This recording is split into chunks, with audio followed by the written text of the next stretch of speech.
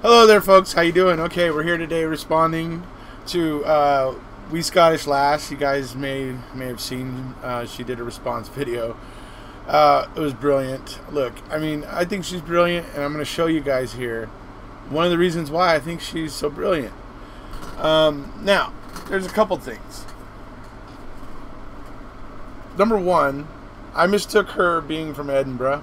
I hadn't seen some of the past videos where she showed clips where she said she was from Livingston. But Sharon and I are going to address that in the second half of this video. This first half of the video is just me, and we're gonna talk about Wee Scottish Lass's creation of the character England. Okay, I believe England stepped in this video, this particular video, and I think it's brilliant, absolutely brilliant.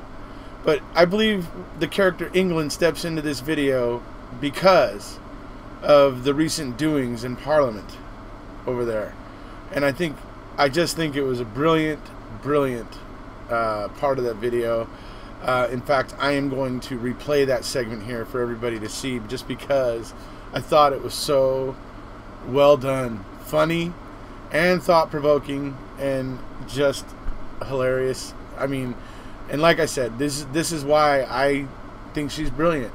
You know, this is why when I'm getting, you know, weary going through criminal cases and stuff like I do on my other channel, Eric Jose on Making a Murderer, you know, it's good to have something where I can go and laugh and really enjoy it and appreciate, you know, and stuff. And I just do with Wee Scottish Lass. She just has a really just unique sense of humor, funny sense of humor that I dig.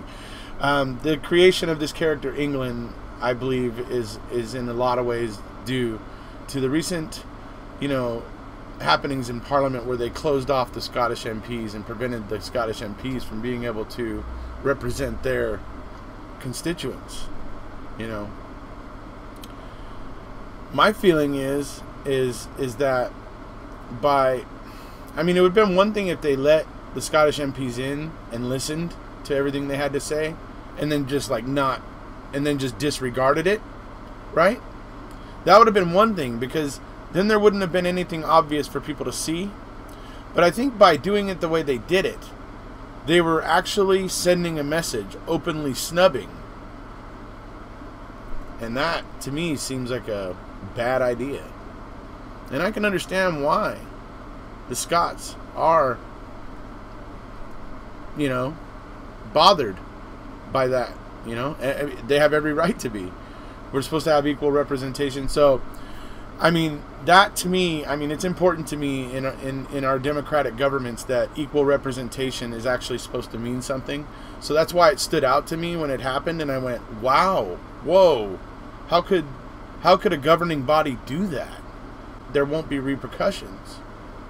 Like, that was just, to me, so far out of bounds. So I just thought the creation of this character England was just like awesome. Well done, Lass. And I'm going to go ahead and show everybody right now. Here we go, and I'll come back and talk about it just a little bit more afterwards. Well, I say, I'd much rather go to Edinburgh than Glasgow. Oh my god, England, what are you doing here? Well, I've come to add my valuable opinion. I didn't want it. That's exactly why I'm here. Edinburgh is so much classier than those riffraffs over in Glasgow. What do you call them? Ouija's? Whoa, England, whoa, let's stop you there, mate, because you're gonna offend a whole load of people on my videos. Well, you didn't think of that before you created me. Huh, good point. In conclusion, with its art festivals and galleries, Edinburgh is, well, in Scotland's opinion, it's probably one of the best areas that you could go to. I mean, it's no London or anything, but, you know. Thank you for your totally unwanted and unnecessary opinion, England. You're quite welcome. Now, we have to discuss something. What is this doing in my bed? My bed. It was my bed. It's my bed. You're nitpicking, darling, and avoiding the question. What is it doing there? Well, I'm studying Japanese. Why? We stripped your silly little language out of your schools, and we gave you English. That's the only language that matters. Thank you, England. Thank you for your really unwanted and necessary opinions. In fact, you can leave now. Anyway, it's ungrateful. It's preposterous. Anyway, over. Okay, so there you have it, dude. When I watched that part, I about died laughing. Holy crud. Oh my god. There was so many things in there, like, especially, I mean, all the stuff at the beginning was really funny. You guys noticed the pinky? She's holding the pinky out on the coffee cup. Hilarious. Then she gets to the part where she's like, what is this doing in our bed? Talking about the book to learn Japanese. Because they're the same person, obviously. Haha. And so England's getting all judgmental. And then England says, hey, well, what do you need this for? We stripped your, it's like dirty little language or silly little language, I think is the term she uses, out of your skulls. And we gave you English, and that's all that matters. And, oh, my God. Hilarious. Just hilarious. And you know what? England, you deserve it. I still love you, but you deserve it. You shouldn't mess with democracy. You know? You shouldn't.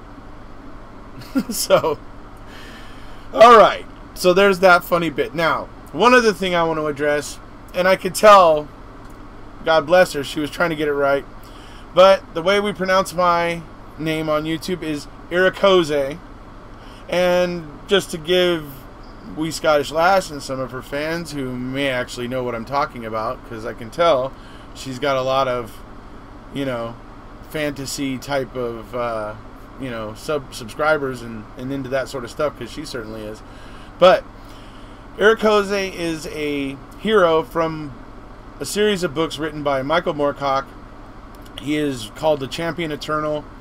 He basically gets transported throughout the multiverse, time and space, and the multiverse to different realities, to wherever he's needed, wherever the champion's needed. Sometimes it's, anyways, long story to explain Irikoze. There's 4 major incarnations of the Eternal Champion. There's Irikoze, there's Elric, there's Corum, and there's Hawkmoon. And then there's other ones that are kind of important too, like Oswald Bastable, Jerry Carnelian, and those sort of, you know, anyways, when the way Michael Moorcock writes his stories, a lot of them interconnect and create kind of like a fabric or a tapestry. It's why I like him so much. So that's where the name comes from. It's Irikoze. Just wanted to say that just to make sure, because I could tell she really wanted to get it right, but she just, you know, I used to, at the beginning of my videos, had an intro where I actually said my name and stuff, but I haven't been doing that recently, so she didn't have a chance to see that on these recent videos. So I thought I'd go ahead and point that out. We're going to go ahead now and move into my chat with Sharon, and we're going to go ahead and talk about a few things, like the fact that We Scottish Lass is from Livingston, and we're going to discuss how big of a difference that really makes, or maybe doesn't make, or, you know, if, you know, good, bad, or indifferent. We'll figure it out, right? All right, so here we go. All right, hello everybody. Here we are back with part 2 in our latest response to We Scottish Lass over there, Moscow Moon. And we're here with lovely correspondent from Glasgow, Sharon Sunshine Young. And we're talking a little bit about Edinburgh and Glasgow today. We're talking a little bit about Scotland and England today. And, you know, and on that subject, what did you think of the creation of that character, England, in her last video? Loved it. I loved it. It was so funny. I thought it was great. The way that it just, you know, showed up. Yes, the wee pinky. I thought that was so funny. But yeah, the way she just, you know, that she came across as being so stuffy and, you know, just opinionated when she didn't want the opinions and stuck up. Yeah, and it's like, I don't care whether you want the opinion or not, you're getting it, and that's tends to be the way that the Scots feel. You know, that or the way that when Scotland mentioned the word Ouija, yes, she was just like, oh, whoa, I don't want you to offend me. Yeah, when England said it, yeah, I know. Yeah, and then he was like, well, you should have thought about that before you created me. And then she's like, yeah, oh, well, I guess you've got me there. Yeah, and I mean, it's like saying in Edinburgh is a more cultured place in England's opinion, you know. Well, it's not London. Yeah, yeah, exactly. Exactly. It's like, well, why are you even giving us your opinion? Just but the reason go why back to the is... bed and read the book in Japan. Yes, the Japanese. We stripped you of your filthy little language. I mean, what did you say? Silly little language. Silly I don't know little why I keep language, thinking yep. words like dirty or skills. filthy, but just something about the way she says it. I just substitute other adjectives for silly, and they all seem to fit. Just that was all funny. But I mean, when we think about it, it's most likely the recent goings on in Parliament probably that half inspired this character to make an appearance, right? I wouldn't be surprised at all. So, yeah, and so I got to thinking about that, you know, and in this recent little string of videos that we're doing here, and talking about the Glaswegians, and we're talking about how, you know, and we're talking about Edinburgh, but we're talking about how, you know, Glasgow is the 5th friendliest city in Europe. Quite a feather in their cap. And they are also the highest. They also have the highest density of knife crime. Which is maybe not quite such a feather in their cap, but nonetheless, it is a reality. The stats are there to show that it is the case. So, it says something about the people of Glasgow that they can have that much knife crime and they can still be voted the 5th friendliest city in Europe. Here was my thought. So bear with me for a second. Okay. You got Parliament over there in Englandshire, Westminster, you know, however you want to look at it, and they're shutting the Scottish MPs out and you know, preventing them from even being part of the talks, negotiations, vote, whatever you want to call it, right? Yeah. And you got them pulling that kind of stuff. Maybe if you sent. If all your Scottish MPs were suddenly made to be Glaswegian. Now, Barrett, walk down the road with me on this for a second. Yes. You make all of your MPs and their retinues, every single one of them Glaswegian. Yeah. Now, number one, you end up with some of the friendliest, politicians and representatives being sent down to Englandshire, as we'll call it, and. So they're going to be very, respectful, and nobody's going to be able to try to claim that they are causing trouble or doing anything like that. But then, in the back of everybody's minds, folks, those people in Westminster are going to be thinking, but wait, we have a whole bunch of Glaswegians here. We have no idea which one of them might have the knife. Just stabby capital. So let's... They won't know. So they won't be able to do anything about it. Because they just won't know. And I think that's where this knife crime thing could work to your benefit, Scotland. Hey, you might want to think about this. This could be something, you know. And like I said, they'll have trouble discrediting your MPs because they're going to be some of the friendliest people from the 5th friendliest city in Europe. So I mean, you know. Any thoughts about that? Well, you know, regarding who would have the knife, if it had been before 2005, we could have got the throwing stars out, but they're a band now. Flung them across the it was when the throwing stars were banned that you became the 5th friendliest city, right? That's how that happened, right? Right. Exactly. Right. Yep. So now we need to get them close. It's like get them close, real close, real intimate. You know, and then it's like in with the So, but yeah, I think as much as that sounds like a wonderful idea, the Glaswegian MPs and all that, sadly, even with the amount of great MPs that we've got, they just wouldn't show up. The other side would just not show up. They would just disappear. The English MPs and the English politicians just would not show up. The amount of times that the SNP, the Scottish National Party, that's the third biggest party in Scotland. Actually, no, I think it's the second biggest party now. The amount of times they're preaching to an empty house, basically, because they just don't show up. The other side just don't show up. So they'll show up. Get their wages. Comes to table something, to table an issue, to want to talk about something. Yeah, the rest of the English Parliament, you know, or the what do you want to call them? The Englandshire parliamenters basically just don't show up. They just basically stay home. Or what? Show up for like 5 minutes so that they can lawfully collect their paycheck and then leave, right? Yeah, exactly. That's what we're dealing with. Yeah. Hey, look, the swamp isn't just in America, folks.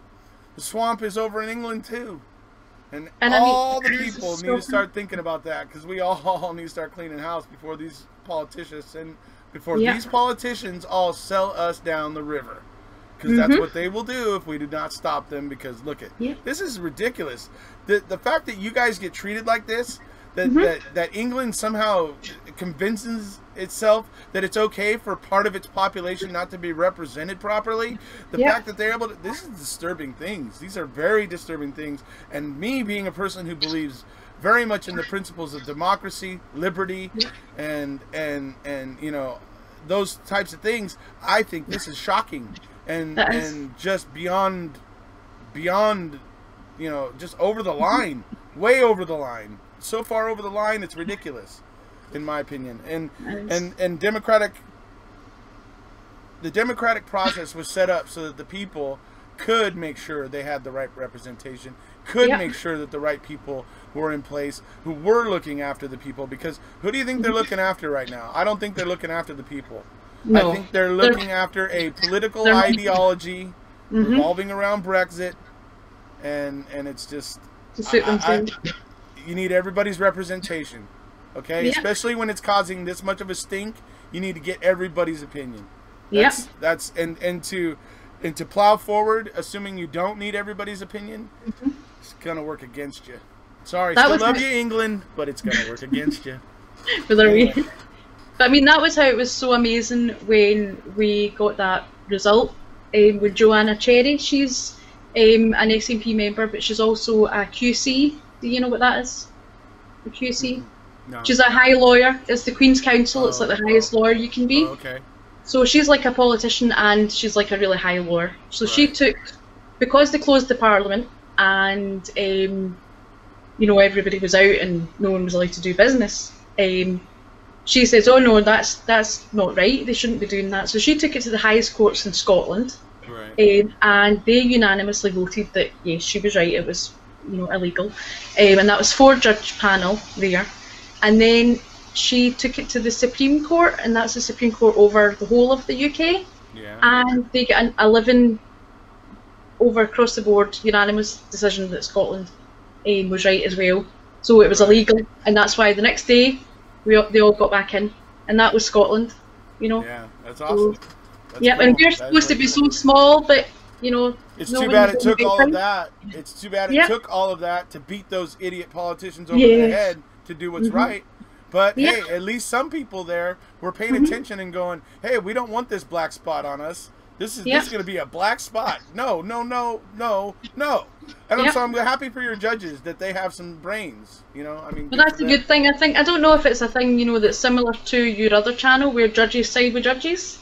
So it's maybe, you know, and even if that's not for good reasons that they're siding with judges, you know, but I don't know if it's that, you know, that it's like if a judge is saying it. I think maybe the fact that she took it to them and she was like a QC, and the judges maybe listened to her more. A lot of weight. Well, if there's been some other MP, somebody had enough sense to see that this was going to end up being a very embarrassing stain, and did something about it before it became that. Yeah, so I'm very proud of her. I'm very proud of her. I mean, I'm serious. If that had been allowed to, if that had been allowed to stand, I mean, that was just going to be ridiculous. Because though this Brexit thing's only going to continue to heat up, and Scotland's not going to want. I mean, you showed me something else today that I thought was amazing as well. I was just like, whew. And that is some dude coming into the, what is it, Scottish? What I saw was you had some Nicola Sturgeon, some, you know, idiot, a lot like England, portrayed by We Scottish Lass, coming down into your guys' parliament and trying to tell you guys how you needed to help incur the costs of leaving the EU, and that you guys should be helping out with that, you know, absorb that cost and everything. And it was brilliant what your first minister, as you're saying, Nicola came back with is like, I'm shocked that you could even come in here and ask us How dare you? to even table this issue. We Yep. weren't even involved in it. We weren't allowed to vote in it. We weren't allowed to talk about it. We weren't allowed anything to do with it. And now you want to come in here and tell us that we need to put our money towards it. Yeah. So I mean, I thought that was brilliant. I mean, and good grief, the freaking cojones on that guy walking into that parliament suggesting that they should have to spend all those millions of pounds to help with this complete snafu that they have created and have, you know, blocked everybody off from and done everything that they've done, and it's just like, holy crud. It's like in the Scottish Parliament, there's like the SNP, they're the leaders, and the leading party. But then there are like, you know, Conservatives there. That's who that was that was speaking to her. So he's resident there. He's like an MP resident there in Scottish Parliament. But he gets his, you know, speed dial with Boris. You know, make sure you say, make sure you say, you know, yeah. Right. He's on the PM. So he just gets the unlucky job of having to deliver the whatever message comes down the... Yeah. Oh, stab the messenger. He's got a great job. I envy him. No, I don't. No, I don't envy anyone having to go, you know, and say something like that to Nicola Sturgeon. No way. Oh, crud. I wouldn't have wanted to She's walk amazing. into the Scottish, you know, Parliament and say that. I wouldn't have wanted to be that guy. No. I think I might have been like, if I'd gotten that order that morning, I might have been like, I'm feeling a sore head.